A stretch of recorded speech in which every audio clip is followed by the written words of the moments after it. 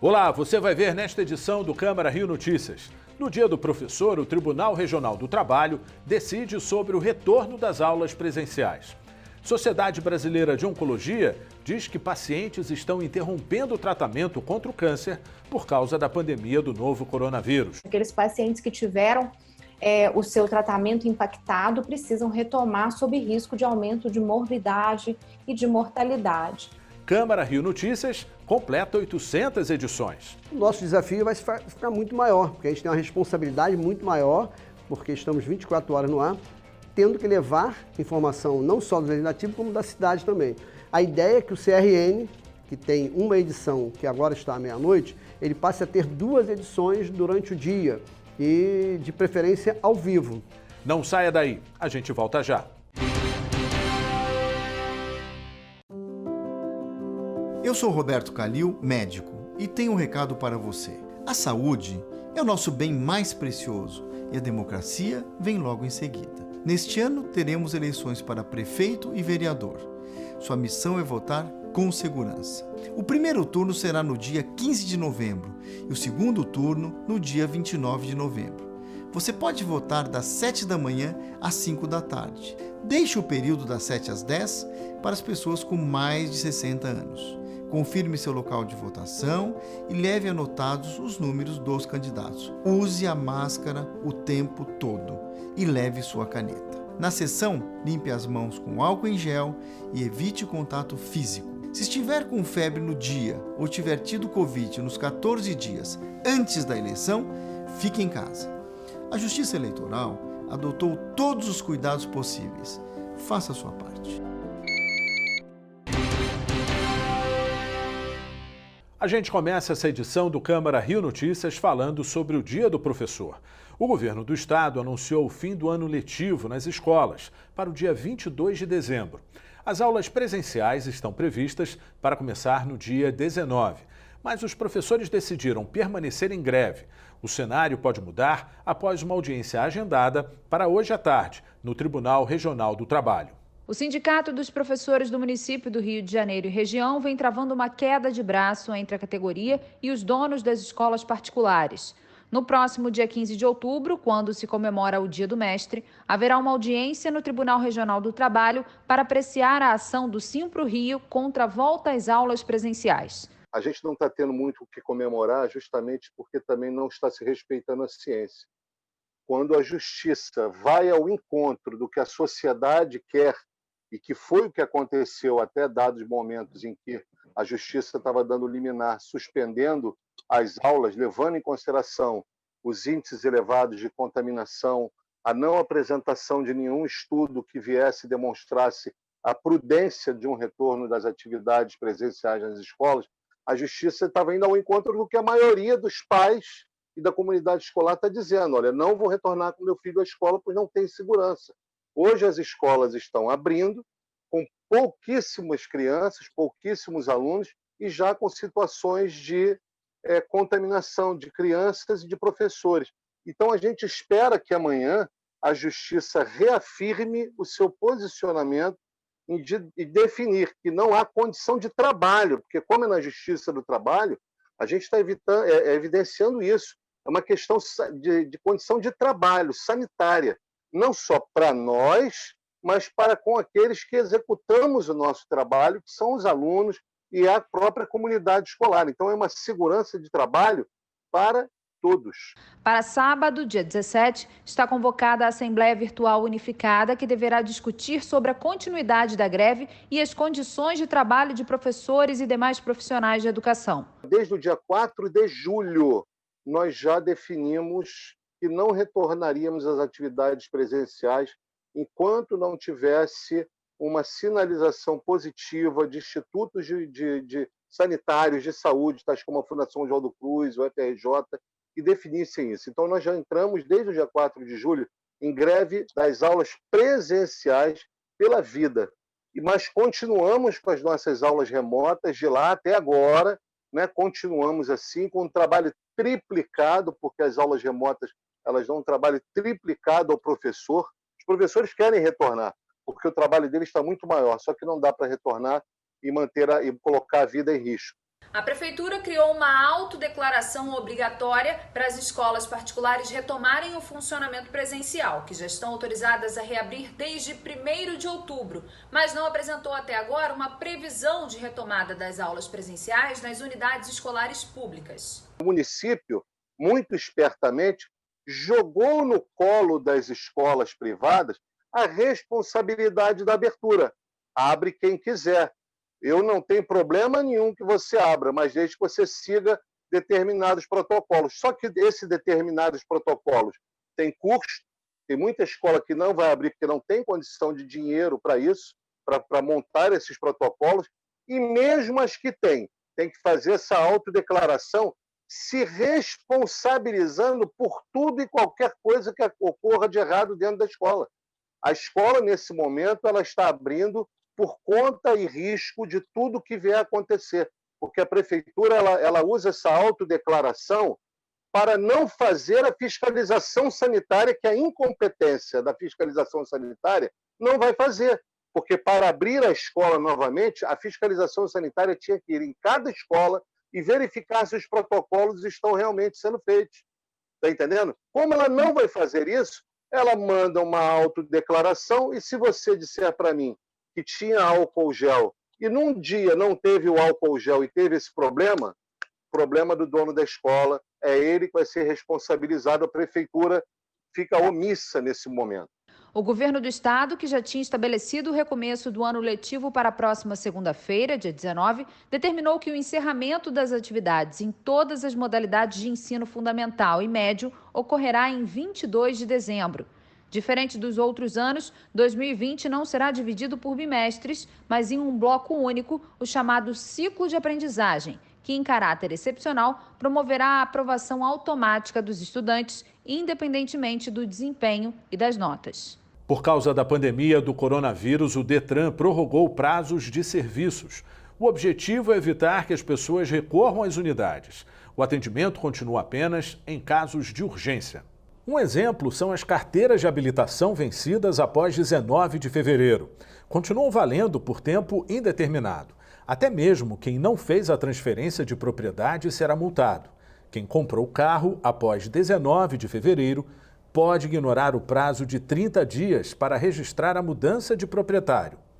O mesmo acontece com os proprietários de veículos. Eles não precisam fazer a comunicação de venda do veículo enquanto durar a pandemia. Até quem comprou carro novo, após 19 de fevereiro, não precisa emplacar e pode circular sem placa. Basta uma nota fiscal da compra quando for solicitado. Os mesmos critérios se aplicam para quem comprou carro usado e para informar mudança de endereço. O Detran garantiu que ninguém será multado se não cumprir os prazos enquanto houver pandemia. A Sociedade Brasileira de Oncologia Clínica lançou uma campanha para conscientizar médicos e pacientes sobre a importância do tratamento contra o câncer. A entidade está preocupada, pois pacientes interromperam o tratamento por medo da Covid-19. A repórter Simone Braga conversou com Angélica Nogueira, que é diretora da sociedade. A Sociedade Brasileira de Oncologia Clínica lançou a campanha #contra o câncer e sem Covid. O objetivo é reforçar junto a médicos e pacientes a importância da continuidade dos tratamentos contra o câncer, mesmo durante a pandemia da Covid-19. Um levantamento realizado entre os membros da sociedade revelou que 74% tiveram um ou mais pacientes que interromperam ou adiaram o tratamento por mais de um mês durante a pandemia. Para falar sobre a campanha, os tratamentos, o uso da telemedicina e dicas de prevenção da Covid-19, eu converso com a diretora da Sociedade Brasileira de Oncologia Clínica, doutora Angélica Nogueira. Doutora, obrigada pela sua atenção, pela sua entrevista. E nós vemos que vários pacientes deixaram de fazer o seu tratamento. Temos até um número de 74% que pararam o tratamento, não é mesmo? Qual o balanço, doutora, que a sociedade faz desse período da pandemia? Olá a todos. Em nome da Sociedade Brasileira de Oncologia Clínica, eu agradeço a oportunidade para a gente poder abordar essa pauta tão relevante para a sociedade brasileira.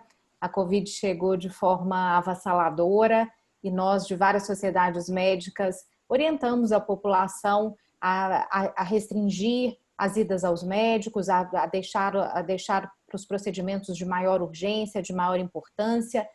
Mas a pandemia se estende, a gente já está nessa história desde março de 2020 e é fundamental a gente fazer um replanejamento sobre o risco de impacto muito negativo em outras doenças e o câncer entre elas. No Brasil são esperados mais de 600 mil casos de cânceres por ano, segundo dados do Ministério da Saúde, por o triênio de 2020 a 2022. Por ano, mais de 600 mil casos de cada ano desse triênio. E os dados ainda são incertos, mas acredita-se que mais de 50 mil casos de cânceres não tenham sido diagnosticados no primeiro semestre de 2020. Isso por falta de rastreamento de doença, então houve um impacto muito significativo na redução do preventivo de Papa Nicolau, de mamografias, de realização de exames simples como PSA e colonoscopia. Então muitos pacientes que teriam sido diagnosticados com exames de rastreamento não foram, e mesmo pacientes que não tiveram sintomas mais intensos, muitos deixaram de procurar ajuda médica.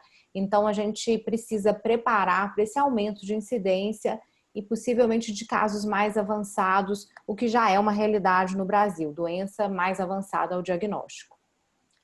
Nós temos os dados de 74% pararam, né, o tratamento por um mês e 67,5% das cirurgias foram suspensas, né, doutora? Agora tem a campanha contra o câncer e sem Covid. Qual o objetivo principal dessa campanha?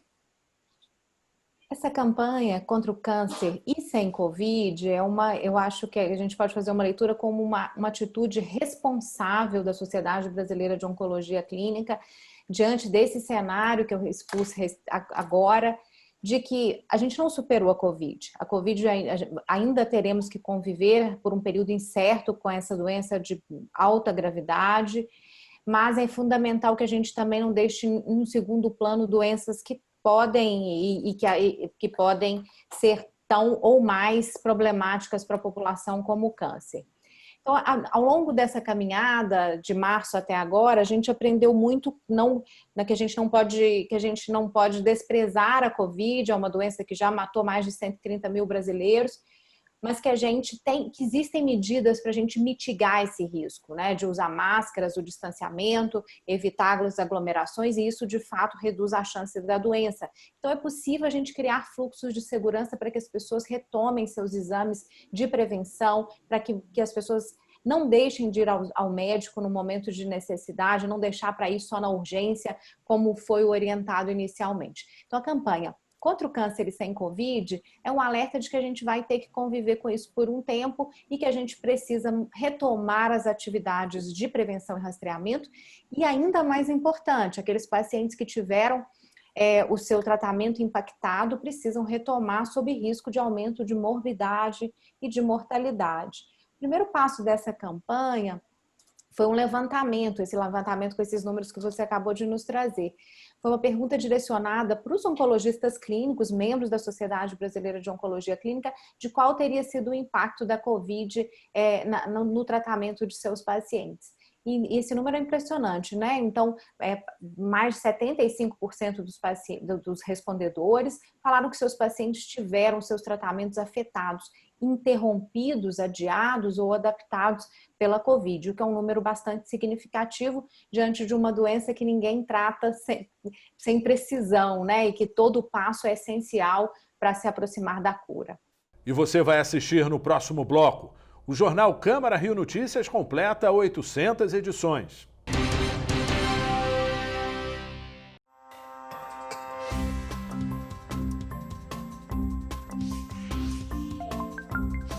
A partir do dia 16 de outubro, o eleitor vai poder consultar a sessão de votação na internet.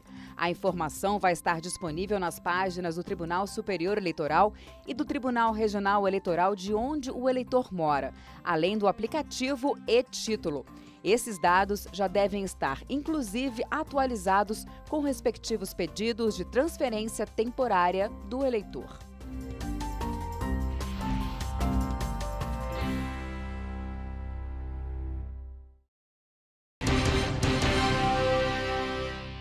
Uma boa notícia para os taxistas. Uma lei aprovada na Câmara Municipal proibiu a exigência de impressoras nos veículos. Essa era uma reclamação antiga da categoria.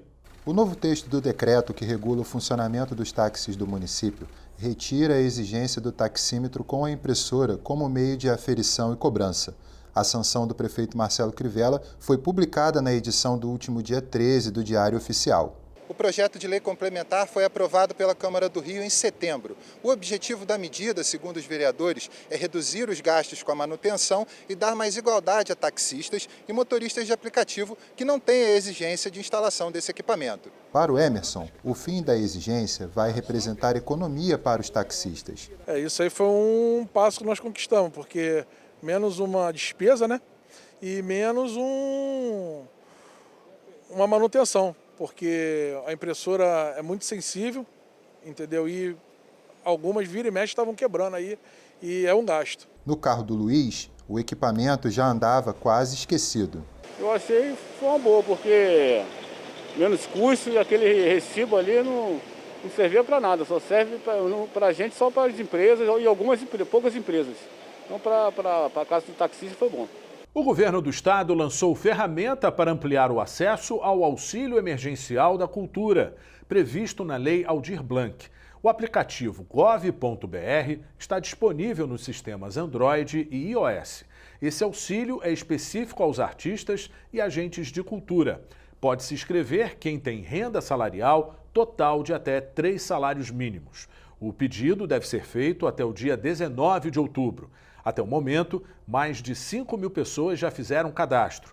De acordo com o governo estadual, serão distribuídos aproximadamente 104 milhões de reais. O Câmara Rio Notícias completa 800 edições. Essa é uma marca muito importante para nós que levamos a vocês, todos os dias, informações atualizadas do Legislativo e da cidade.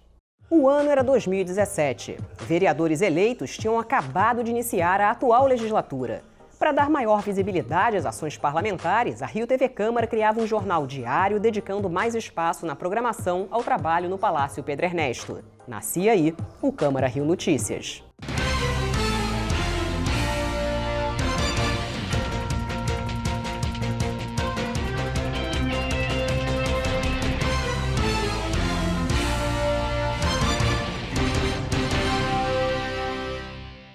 Sessões legislativas recomeçam nesta quarta-feira. Mais de 900 leis foram criadas nos últimos 4 anos. Projeto de lei que autoriza a construção de shopping na sede do América Futebol Clube deve passar por última votação na Câmara Municipal. A ideia da criação do CRN era basicamente ter um telejornal, um informativo que desse notícias não só da Câmara em si, dos vereadores, mas também abrangendo assuntos da cidade como um todo. Uma vez que já que a Câmara tem os representantes da cidade aqui dentro, a ideia era que a gente realmente fizesse um telejornal que mostrasse isso. Não só as sessões, audiência, etc., mas também um pouco da cidade, turismo, cidade, segurança, saúde, infraestrutura, essa coisa toda. Para tornar para o nosso telespectador um pouco mais atrativo, né, fazendo uma programação um pouco mais atrativa. E o jornal, principalmente, que, enfim, a minha veia jornalística gosta desse tipo de coisa. Então, a gente procurou fazer isso para criar esse telejornal dessa maneira, para poder ter um atrativo realmente maior. Vieram as edições 100, 500 e agora chegamos à de número 800. A cobertura das sessões plenárias, o acompanhamento dos trabalhos das comissões permanentes e especiais e também das CPIs, ações parlamentares dentro e fora do Palácio Pedro Ernesto, o dia a dia dos vereadores. Tudo isso é destaque no nosso CRN. Era uma necessidade, a gente vê isso hoje em dia, que os vereadores procuram a TV para falar, eles querem falar, são, enfim, assíduos em diversos programas que a gente tem, eles realmente, então, acho que é um produto para eles. Né? Enfim, a Câmara existe porque existem vereadores, a Rio TV Câmara existe porque existem os vereadores, e a ideia é que o que a gente faça seja uma coisa voltada para o vereador, mas que ele sirva de, vamos dizer assim, um elo para a sociedade como um todo, que através da gente, Rio TV Câmara, o vereador possa levar as suas ideias, os seus projetos, o que ele pretende fazer para a cidade. Então, acho que realmente é um espaço um pouco maior para o vereador mostrar as suas ideias. Mas tem também as reportagens sobre os assuntos relevantes para o carioca. A Constituição não garante apenas a liberdade, pelo contrário, ela é muito rígida no que diz respeito às punições por um desvio de conduta. A cada mês, os clientes recebem como recompensa um saco de adubo como este, feito do próprio lixo que foi coletado. Nos últimos 5 anos, cerca de 10 mil alunos se especializaram nesta escola pública de trânsito do Detran. O setor de realidade virtual é o mais procurado aqui da exposição. Até o final do ano, as polícias civil e militar do Rio de Janeiro também vão receber novos coletes balísticos, armamentos e drones. O estado do Rio está em 4º lugar em força de trabalho ocupada no país. Eu acho que a gente não pode ficar exclusivamente com o legislativo, porque, enfim, eu tenho medo que se torne, vamos dizer assim, chato para o telespectador, né? Então, eu acho que se você tem uma televisão atrativa, né, na hora que o telespectador está lá, como dizem, zapeando, com o controle remoto na mão, e ele passa e encontra uma coisa que agrade, ele acaba ficando. Ele pode estar assistindo um programa Monumentos, pode estar assistindo um Rio TV Debate, ele pode estar assistindo uma entrevista, ele pode estar assistindo qualquer outra coisa nossa que não seja especificamente legislativo, ele gostar e acabar depois assistindo o legislativo. Que aí vem no embalo as coisas legislativas, ele acaba gostando, fica e vem e volta outras vezes. E mesmo durante a pandemia, o CRN não saiu do ar.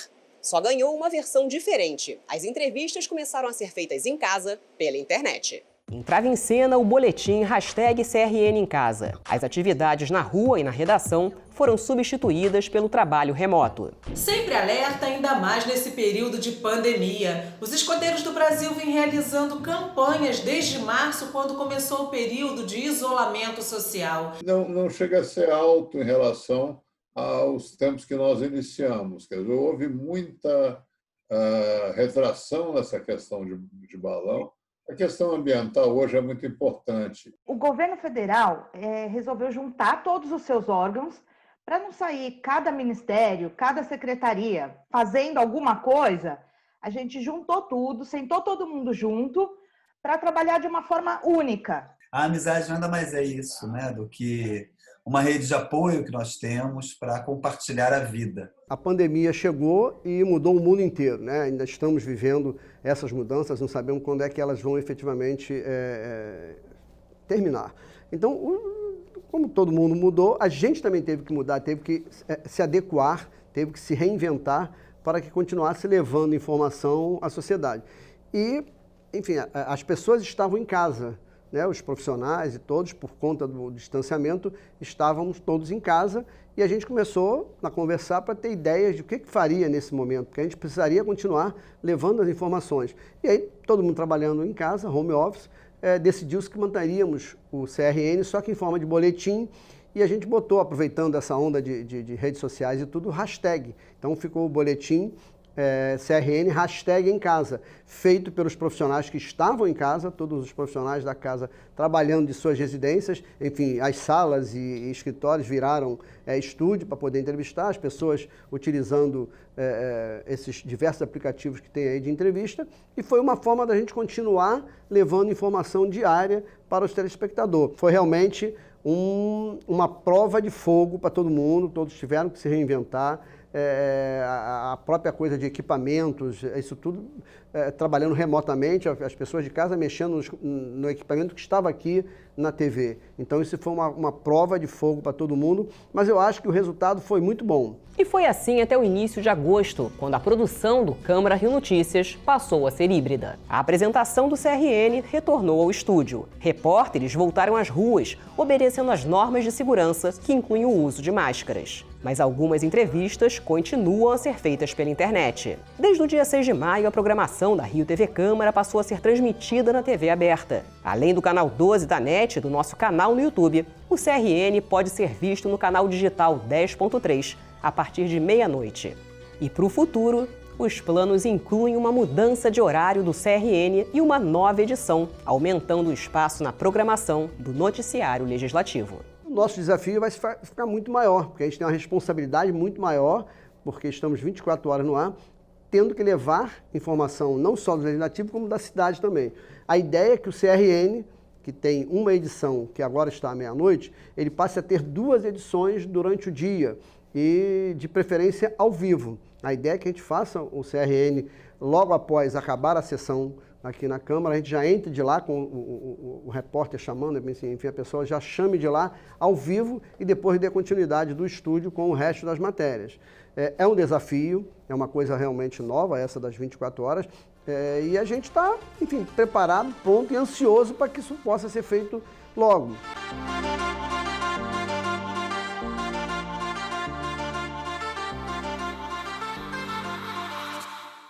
E o Câmara Rio Notícias de hoje fica por aqui. Acompanhe a nossa programação nas redes sociais. A Rio TV Câmara está no YouTube, no Facebook, no Instagram e também no Twitter. Obrigado pela companhia e amanhã a gente se vê.